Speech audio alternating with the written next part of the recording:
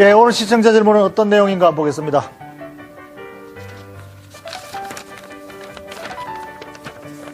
정시에 훈풍이 불고 있습니다. 반등 랠리는 계속 지속될 수 있을까요? 얼마나 갈까요? 예, 이걸 제가 어떻게 알겠습니까? 그러나 한번 풀어보기로 하죠.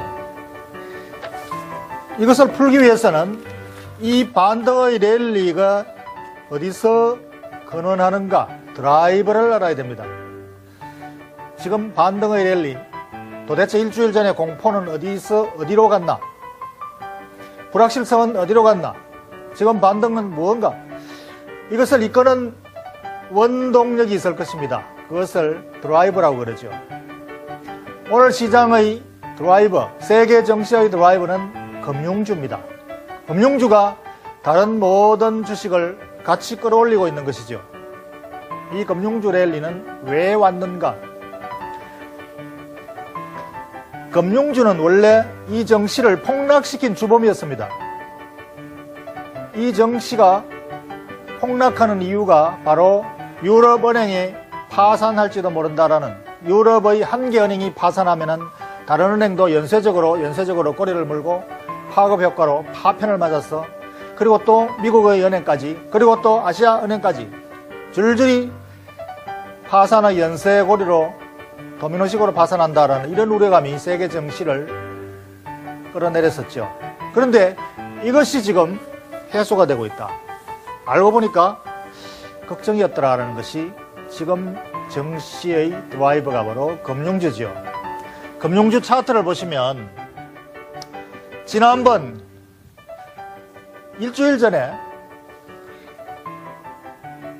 한 달 전부터 떨어진 것은 유로 리스크에 대한, 유럽의 재정위기 때문에 이렇게 떨어진 것이고, 미국의 신용 등급 하강으로 인해서 이렇게 떨어진 것이고, 일시 반등했다가 다시 폭락한 것은 바로 유럽의 대형은행 하나가 지금 파산 위기에 있다라는 루머가 확산되고 월스트리트 저널에서 헤드라인으로 달면서 폭락을 했습니다. 그런데 이것이 지금 급반등을 해서 제자리로 돌아오고 있다. 이것은 결국은 유럽은행 파산 위기설이 루머에 불과했다는 것이고, 그리고 또 2008년 리만 사태가 재발할까 두려워했던 것들이 이제는 안도해도 되겠다라는 신호가 지금 나온 겁니다. 그렇기 때문에 은행주가 반등했고, 그러다가 보니까 다우지수나 또는 S&P 500 세계 대표 지수가 이게 말고 이중 바닥을 만들어서 와우, 5일 이평선, 20일 이평선을 촥 올라탔습니다.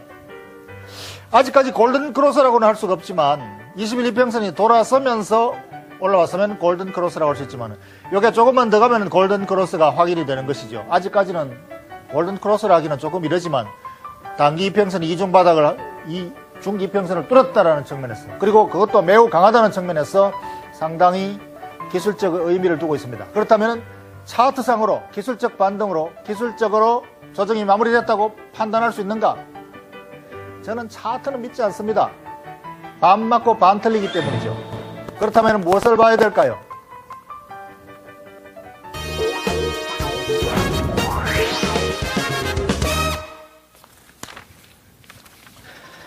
차트는 반 맞고 반 틀리기 때문에 그럴 수도 있고 아닐 수도 있고, yes and no, yes or no, 그냥 해석하기 나름입니다. 지나봐야 확인이 되는 것이죠. 그래서 일단 차트는 상당히 의미 있는 반등을 끌어냈고 단기 바닥을 확인했다라고 해석은 할 수 있지만, 그보다는 시장의 펀더멘털을 읽어야 되겠습니다. 지금 펀더멘털로 어떤 상황이 있는가, 이 랠리는 지속 가능한가? 펀더멘털로는 세 가지 요인이 해소가 필요합니다. 이 정시를 추락시킨 것이 바로 세 가지 악재였죠. 유럽 은행 리스크, 유럽 재정 위기하고 합쳐져서 표현하면 됩니다. 유럽 은행 리스크, 그리고 더블딥 공포, 그리고 미국의 QE3 양적 완화 정책에 대한 기대감, 우려, 이 세 가지에 대한 불확실성이 세계 정시를 추락시켰는데, 이것이 해소가 돼야 바닥을 확인하고 정시는 다시 제자리를 찾아가겠죠.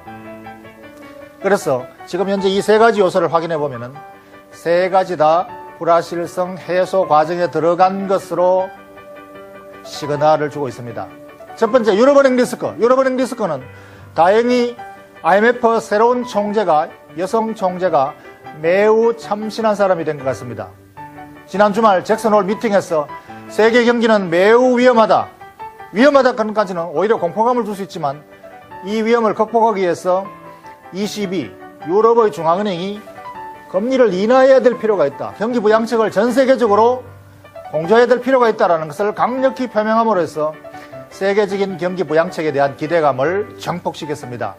와우, 요즘은 여성들이 리더를 해야 됩니다. 남자들은 스캔들이나 일으키고 여성들은 정말로 신뢰감을 줍니다. 지금은 신뢰감의 상실에서 신뢰감의 회복이 필요한데 리더들의 신뢰감 회복을 이 신임 IMF 총재 라가르드 총재가 세계 증시에 불을 지피고 있습니다.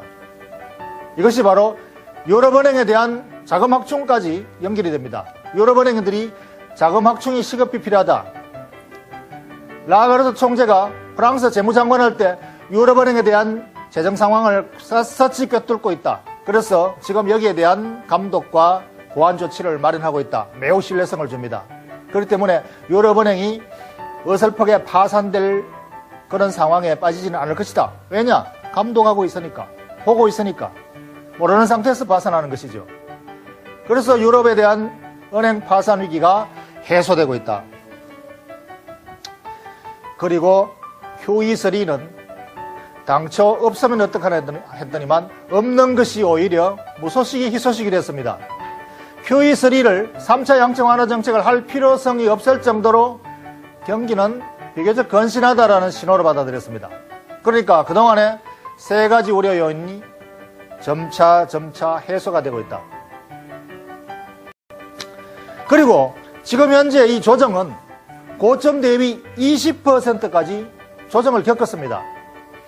역사적으로 조정의 폭은 랠리와 랠리 사이에 분기별 실적 시즌과 실적 시즌 사이의 랠리는 5% 내지 10% 조정. 그리고 경기 둔화로 인해서 세계 경기에 대한 전망, 팩터가 바뀌었을 때는 20% 조정. 대붕괴가 오는 10년마다 한 번씩 오는 기술 혁신의 대붕괴 50% 조정. 이것이 역사적으로 반복되어 왔습니다. 그런데 이번 조정은 경기 둔화 우려 20% 조정. 20% 조정하고 지금 반등하고 있습니다. 그러니까 이미 경기 둔화에 대한 우려감은 주가에 충분히 반영되었다고 할 수 있죠. 그렇다면 3대 불확실성이 해소되고 20% 조정이 마무리된 상태라면 결론을 내보겠습니다.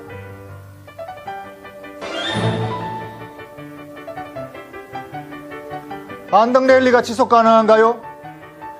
Yes, it is. 지속 가능합니다.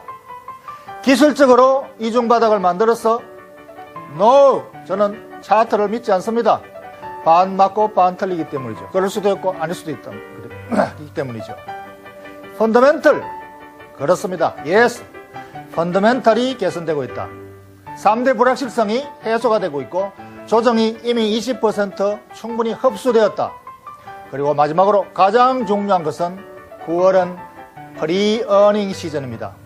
3분기 프리어닝 시즌.